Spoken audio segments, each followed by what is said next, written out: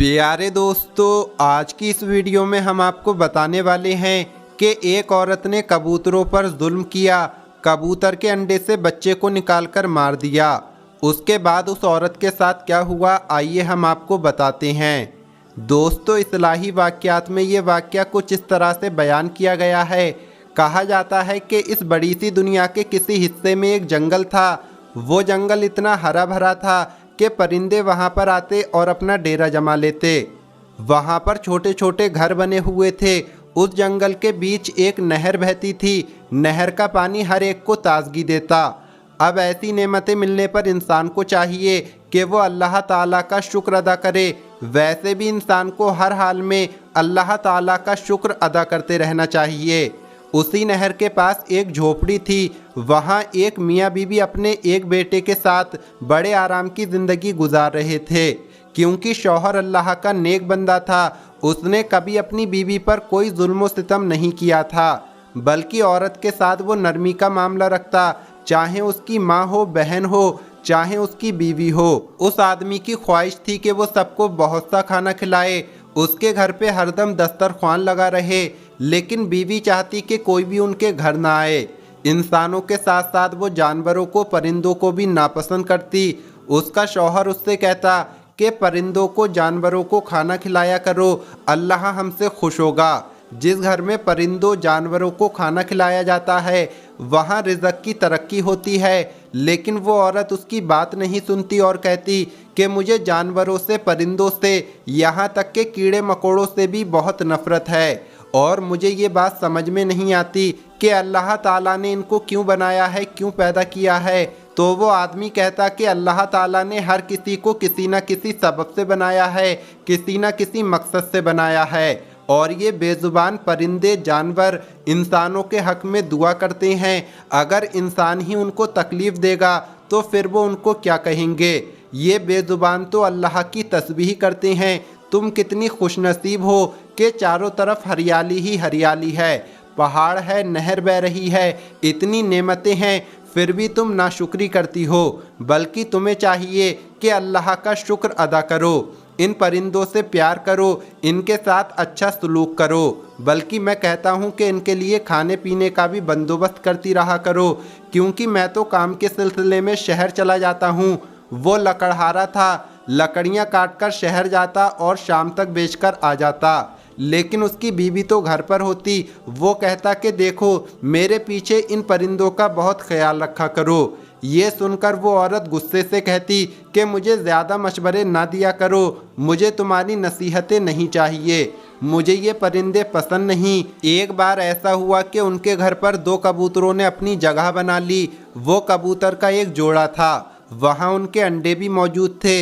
वो कबूतर अपनी आवाज़ में अल्लाह ताला की शान को बयान करते रहते। सुबह सुबह उठकर फजर के वक्त तस्बीह करते। उन कबूतरों के जो अंडे मौजूद थे, उनमें से बच्चे निकलने ही वाले थे। वो औरत अपने शौहर से कहती कि देखो, मैंने कहा था ना कि मुझे ये परिंदे पसंद नहीं। शौहर उस औरत से कहता कि अल्लाह की बंदी, ये अल्लाह ताला की तस्बीह बयान करते हैं, ये इंसानों के हक़ में दुआ भी करते हैं और इंसानों के हक़ में बद्दुआ भी करते हैं। क्या चाहती हो तुम, दुआ लेना या बद्दुआ लेना? वो औरत उसकी बात नहीं सुनती और कहती मुझे ये कबूतर यहाँ नहीं चाहिए, वरना याद रखना तुम्हारी गैर मौजूदगी में बहुत बुरा कर दूंगी इनके साथ। खैर, उसका जो बेटा था, वो औरत उससे बहुत मोहब्बत करती, उसके नाज नखरे उठाती। एक ही तो औलाद दी थी अल्लाह ताला ने। शौहर तो दिन भर घर पे नहीं होता था, उसका बेटा ही उसके दिल का सुकून था। वो किसी से उसके अलावा मोहब्बत करती नहीं थी और शौहर की बातों को सुनकर अनसुना कर देती थी। उसका बच्चा थोड़ा शरारती था। वो उसको अक्सर कहती कि देखो, बाहर ना जाया करो, तुम बहुत शरारती हो गए हो, तुम्हारा बाप भी घर पर नहीं होता है, कहीं तुम्हें कोई परेशानी हो गई तो मैं कहाँ अकेले लेकर जाऊंगी। लेकिन बच्चा शरारतें करने से बाज नहीं आता था। एक बार उस बच्चे ने देखा कि खिड़की पर दो कबूतर मौजूद हैं, वहाँ अंडे भी हैं, तो उसे शरारत सूझी। उसने सोचा कि इनमें से एक अंडा उठा लेता हूँ और किसी को पता भी नहीं चलेगा। अब बच्चा इंतज़ार कर रहा था कि मेरा बाप शहर से बाहर जाए और मेरी माँ भी किसी काम के लिए घर से बाहर जाए। सुबह सवेरे उसका बाप शहर की तरफ चल पड़ा। अब वो माँ का इंतज़ार कर रहा था कि माँ भी कहीं जाए। माँ ने घड़ा उठाया और नहर की तरफ चली गई। जैसे ही बच्चे ने देखा कि माँ भी घर से काफ़ी दूर चली गई है, तो उसी वक्त किसी ऊंची जगह पर वो चढ़ा और एक अंडा उठा लिया। वो गौर से उस अंडे को देखने लगा। जब वो अंडा उठा रहा था तो कबूतर बेचैन हो रहे थे, वो भी तो माँ बाप थे। उसी वक्त अचानक उसकी माँ को कोई काम याद आया और वो पलटकर घर में वापस आ गई। आकर क्या देखती है कि उसका बच्चा ऊंची जगह पर खड़ा हुआ है और कबूतर का अंडा उठाए हुए उसे गौर से देख रहा है। उसे बहुत गुस्सा आया। वो चील की तरह झपटी और अपने बच्चे को नीचे खींचा और नफरत से उसके हाथ से अंडा लिया और ज़मीन पर फेंक दिया। उस अंडे में बच्चा मौजूद था जो निकलने ही वाला था। ज़मीन पर लगते ही अंडा टूट गया और बच्चे का सर ज़मीन से टकराया और वो कबूतर का बच्चा मर गया। कबूतर अपने बच्चे को मरता हुआ देख रहे थे और ना जाने क्या कुछ कह रहे थे। वो अपने बेटे को घसीटते हुए कमरे में ले गई और बहुत मारा कि तुम बेइंतहा शरारती हो गए हो। तुम्हें पता है कि मैं परिंदों को नापसंद करती हूँ। कब से तुम्हारे बाप से कह रही हूँ कि इन कबूतरों को यहाँ से हटाओ, लेकिन देखो आज तुमने इनके अंडों को हाथ लगा लिया। कल ना जाने क्या करोगे। जब उसे मार मार कर वो औरत थक गई तो बाहर निकली और कमरे का दरवाज़ा बंद कर दिया और चली गई। जब पानी भरकर वापस आई तो शाम हो चुकी थी। बाप भी घर पर आया। उसने बच्चे को आवाज़ दी, लेकिन कहीं से आवाज़ ना आई। बीवी से पूछा कि मेरा बेटा कहाँ है। औरत ने जल्दी से दरवाज़ा खोला तो बच्चा रो रहा था। बच्चे को रोता हुआ देखकर बाप ने पूछा, क्या हुआ बेटा। बेटे ने कहा कि माँ ने मुझे मारा है। मेरे हाथ से पहले अंडा लिया, उसे ज़मीन पर मारा और वो कबूतर का बच्चा मर गया। मैं बहुत दुखी हूँ। मैं देखना चाहता था कि अंडे से बच्चा किस तरह निकलता है। उसके माँ बाप को कितना बुरा लगा होगा। मैं भी तो आपका बेटा हूँ। अगर मुझे कुछ हो जाए तो क्या आप लोग नहीं रोएंगे। ये बात सुनकर शौहर तड़प गया। उसने अपने बेटे को सीने से लगा लिया।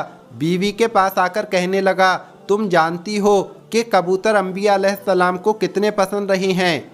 तुम्हारी इस हरकत से कबूतर तुम्हारे हक में बद्दुआ करेंगे। बीवी ने कहा, ऐसा कुछ नहीं है। मैं किसी बद्दुआ दुआ को नहीं मानती। कितनी बार कहा है कि कबूतरों को वहाँ से हटाओ।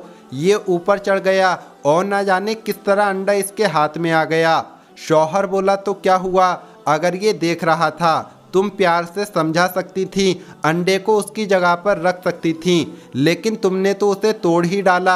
यहाँ तक कि एक परिंदे की जान भी ले ली। शौहर की बात को उसने ना पहले सुना और ना अब सुना। शौहर बस दुआ करने लगा कि या अल्लाह इस औरत को अक्ल दे। इसने जो आज किया है इसकी सज़ा तू हमें इस तरह मत देना कि जिससे हम तेरी आजमाइश पर पूरा ना उतर सकें। लेकिन दुआ की कबूलियत का वक्त नहीं था। इत्तेफाक से 3-4 दिन के लिए उसे शहर से बाहर जाना पड़ा, लेकिन उसके जाते ही उस औरत पर आफत टूट पड़ी। उसका बच्चा इतना बीमार हो गया कि उठ नहीं सका। एक दिन उसके जिस्म पर सुर्ख दाने निकलना शुरू हो गए। अब माँ की जान निकली कि ये क्या हो रहा है। अचानक ये आफत क्यों आई। वो दहाड़े मार मार कर रोती रही। हकीम वगैरह को दिखाया, लेकिन कुछ फ़ायदा ना हुआ। यहाँ तक कि सबने जवाब दे दिया कि तुम्हारा बच्चा अब नहीं बच सकेगा। ये सुनकर वो औरत दुआ मांगती रही, माफ़ी मांगती रही, लेकिन ऐसा लग रहा था कि उसकी दुआ को नहीं सुना जा रहा है। वो सोचने लगी, आखिर मैंने ऐसा कौन सा गुनाह कर दिया कि अचानक मेरा बेटा जो सेहतमंद था, तंदुरुस्त था, हट्टा कट्टा था, मेरे सामने शरारतें करता था, खाता पीता था, एकदम बीमार पड़ गया। लाइलाज बीमारी हो गई। शौहर की गैर मौजूदगी में 3-4 दिन जब वो घर पर नहीं था तो उसी दौरान ये काम हुआ। तमाम हकीमों ने कह दिया कि देखो इसे या तो शहर ले जाओ या फिर इसकी मौत का इंतज़ार करो, हम कुछ नहीं कर सकते। ये सुनकर वो औरत तड़प गई। उसको पता ही नहीं था कि उसका शौहर कब घर आएगा।